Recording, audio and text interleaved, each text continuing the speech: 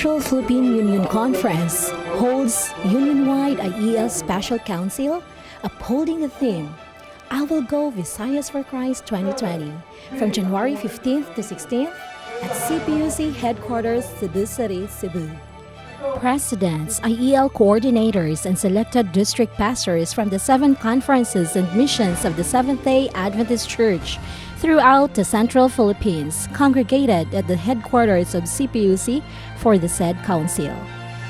Pastor Lowell Quinto, CPUC IEL NDR coordinator, welcomed the presence of the delegates and gave off his opening message for the orientation of the advisory. Joy and inspiration flooded the hall as each conference and mission representatives presented their ministerial strategies, achievement reports, and God's wondrous deeds through the IEL NDR program. All delegates gathered together at the Hall of Worship on the evening of Wednesday for a midweek prayer meeting. Pastor Elmer Pagonsan, the Ministerial Secretary and the Adventist Mission Coordinator of the Central Philippine Union Conference, emphasized the importance of the church participation in the IEL program and the need of assessment concerning the church status nowadays. Seeing the greater and wider mission of the church, Pastor Agapito Catani Jr., the Central Philippine Union Conference President, laid before God's laborers the sacred responsibility placed upon them by the Master. The CPUC IEL Special Council is very significant for me because here we were able to share the best practices that we have in our mission, and we were also able to hear the practices of other mission and conferences. So in this way, we will be able to learn from them, and they will also learn from us, and those things that are important for us, we can adapt it in our own context. So that's very important for us.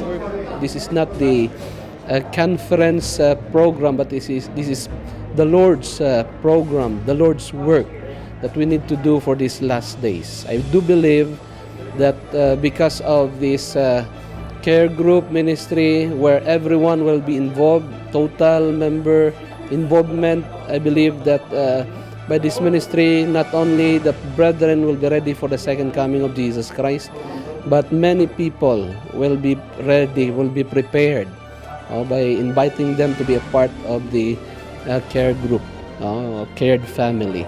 It is always my prayer that all our constituents in our conference territory will always have the feeling of involvement.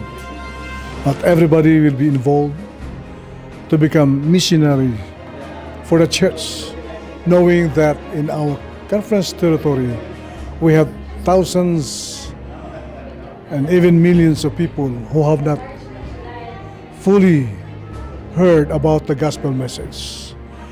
So it is really a real challenge that we can motivate our church members through conducting seminars like what we have today, the IEL Special Council, inviting leaders of the church from the conference and missions and the selected pastors, and to give them the inspiration, the instruction of how they should face the challenge during this last year of the quinquennium. I am so glad that people are responding positively. I know that the Lord will bless this because God has instructed us that we have to devise ways and means how we will become active participants in preparing souls for His kingdom. With earnest supplication for God's power, wisdom, and guidance to take up such great and sacred responsibility, the delegates submitted themselves to the Lord at a commitment ceremony that culminated the entire program. This is Nadeth Quinto reporting for Hope Channel, Central Philippines.